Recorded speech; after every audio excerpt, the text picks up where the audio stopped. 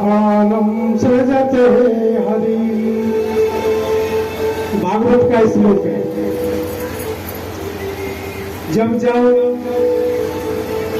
अधर्म बहुत बढ़ जाता है और धर्म का क्षय होने लगता है, ऐसी परिस्थितियां जब पैदा हो जाती हैं तो भगवान अपने आप को प्रकट करते हैं, अपने आप को रचते हैं। वैसे तो गीता के हमारे ठाकुर कहते हैं कि वो तो अजन्मा है, उसका जन्म है ही नहीं। अजोपी सन्नदयात्मा, वो अजन्मा है, अविनाशी है। और ऐसा होते हुए भी सबका स्वामी है, सर्वनियंता है, सर्वाधीश्वर है, सब उसके अधीन है, सबका शासक वही है।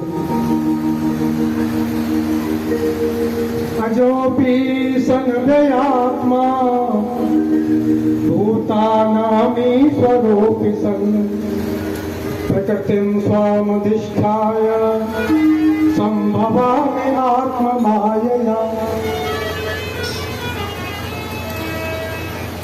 संभवामि आत्ममायया,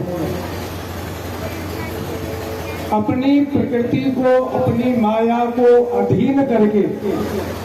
अच्छा, जीव पैदा होता है माया के अधीन होकर, और परमात्मा प्रकट होते हैं माया को अधीन करके, क्योंकि वो माया शासित है, माया उनके द्वारा शासित होती है। तो अपनी प्रकृति को मैं अधीन करके अपने आप को प्रकट करता हूं।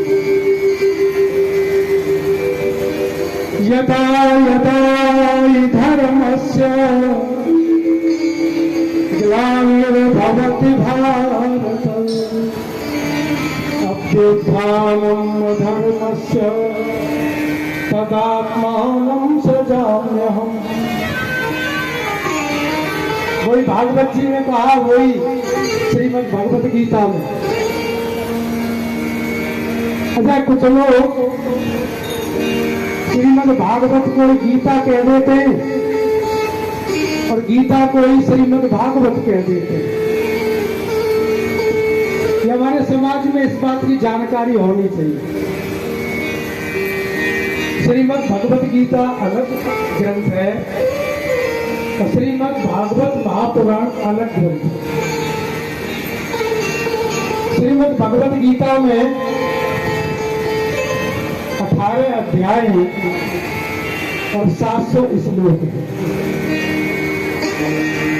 श्रीमद् भागवत महापुराण में 12 स्कंद हैं, 335 अध्याय हैं और 18,000 श्लोक हैं।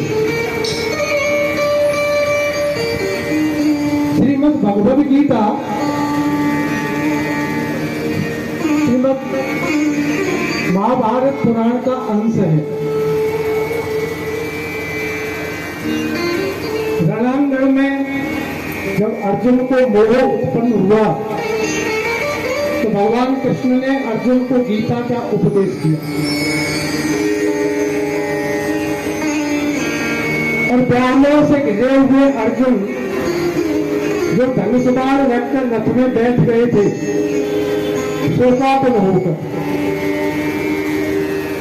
वही भगवान का उपदेश सुनकर जब भगवान ने पूछा कि क्या अर्जुन तुमने मेरा उपदेश ठीक से सुना, और यदि अच्छी तरह सुना समझा है तो इस समय तुम्हारे मन की स्थिति क्या है? तो अर्जुन ने सीधा सीधा जवाब दिया कि प्रभु, मेरी स्थिति अब ये है कि नष्टो मोह, मेरा मोह नष्ट हो गया। और बोले स्मृति लब्ध्वा, बोले स्मृति प्राप्त हो गई है। बोले किस बात की? बोले अब तक मैं शरीर को मैं मानता था कि मैं शरीर हूं, अब स्मृति आ गई है कि मैं शरीर नहीं हूं, मैं तो नित्य मुक्त आत्मा हूं।